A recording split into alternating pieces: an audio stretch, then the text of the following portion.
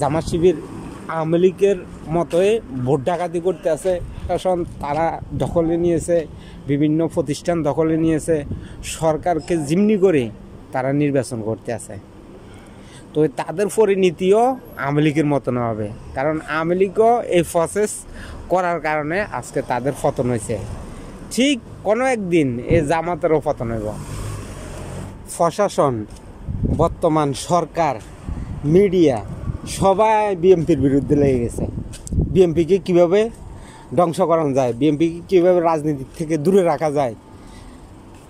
বিএনপিকে আসলে ধ্বংস করা এত সহজ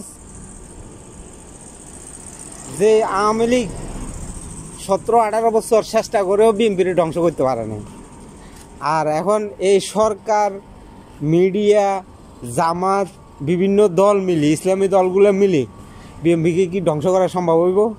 কখনো সম্ভব হইতো না, কারণ বিএনপির শিকড় অনেক গভীরে। আজকে দেখেন এই যে ডাকসু নির্বাচনের মধ্যে সবগুলা জামাত থেকে বিজয় হয়েছে। আসলে এভাবে একটা দল থেকে সবাই বিজয় হওয়া কোনোভাবে সম্ভব না, ভোট ডাকাতি, ভোট চুরি না করলে। কারণ আওয়ামী লীগের প্রসেসগুলা বর্তমানে জামাত শিবির ফলো করিয়ে এই নির্বাচনটা করছে। প্রশাসন এবং সরকারকে হাতে রেখে তারা এই কার্যক্রমগুলা চালানো তাদের পক্ষে সম্ভব হয়েছে। পুলিশ প্রশাসন, বিভিন্ন শিক্ষা প্রতিষ্ঠান সব কিছু দখলে নিয়েছে জামাত শিবির। এই কারণে তাদের পক্ষে সম্ভব হইতে আছে ভোট ডাকাতি করেই নির্বাচনে জিতা, নয়তো তারা কোনোভাবে জিতা কোনো সম্ভাবনা নাই। একটা কথা চিন্তা করেন, একটা প্যানেল থেকে কিভাবে এতগুলো প্রার্থী বিজয় হয়? এখানে তো মেধাবী শিক্ষার্থী আরও অনেক আছে, কিন্তু তারা কেন জিততে পারল না? তারা তো ভোট ডাকাতি করে না। এখন জামাত শিবির ভোট ডাকাতি করার কারণে তাদের পক্ষে জিতা সম্ভব হয়েছে। সরকারের সহযোগিতা, প্রশাসনের সহযোগিতা, মিডিয়ার সহযোগিতা নিয়ে তারা তাদের পক্ষে বিজয় হিসেবে তাদেরকে ঘোষণা করা সম্ভব হয়েছে। দেখেন বিএনপি পায় 5,000 আর জামাত শিবির পায় 15,000। কীভাবে সম্ভব? এতদিন এই জামাত শিবির ছিল কই? আজকে তারা এত ভোট পায় কীভাবে পায়? 16-17 বছর ধরেই তারা প্রকাশ্যে রাজনীতি করবার সে সাহস পায়নি। আর বিএনপি প্রকাশ্যে রাজনীতি করছে, বিএনপি গুপ্ত রাজনীতি করে নাই। বিএনপি জনগণের জন্য রাজনীতি করছে, আর জামাত শিবির রাজনীতি করছে তাদের স্বার্থের জন্য। আজকে তাদের স্বার্থ উদ্ধারের জন্য তারা বিভিন্ন পুলিশ প্রশাসন, মিডিয়া, সরকারকে জিম্মি করিয়ে লেছে। তো আসলে যেদিন তাদের পরাজয় হবে সেদিন তাদের অস্তিত্ব খুঁজে পাওয়া যাবে না জামাত শিবিরের। কারণ হচ্ছে জামাত শিবির বর্তমানে আওয়ামী লীগের চেয়েও বেশি দুর্নীতি করতে আছে। আসলে তাদের দুর্নীতি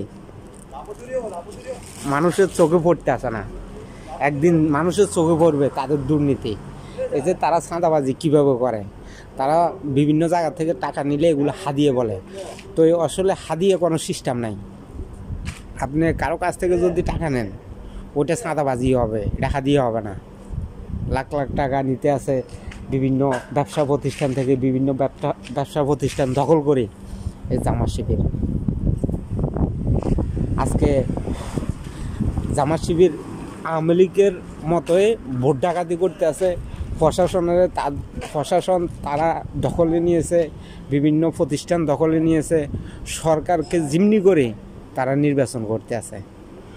তো তাদের পরিণতিও আওয়ামী লীগের মতন হবে, কারণ আওয়ামী লীগও এই প্রসেস করার কারণে আজকে তাদের পতন হয়েছে।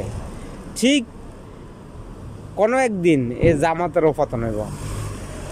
তো সবাই সতর্ক থাকবেন, কারণ জামাত শিবির মিথ্যা কথা বলে।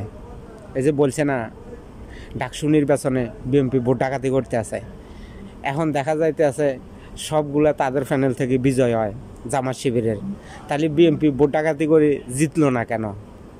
বিএনপি ভোট ডাকাতি করে শুধু 5,000 ভোট পায় আর তোমরা 14-15,000 ভোট পাও। এটা তো সহজ হিসাব। আজকে আসলে এগুলো বলি বিএনপিকে ধ্বংস করার একটা পায়তারা চলতে আছে বাংলাদেশের ভিতরে। সরকার এবং সোশ্যাল মিডিয়া এবং প্রশাসন, জামাত শিবির মিলে বিএনপিকে ধ্বংস করার চেষ্টা করতে আছে। আসলে তারা কখনো সফল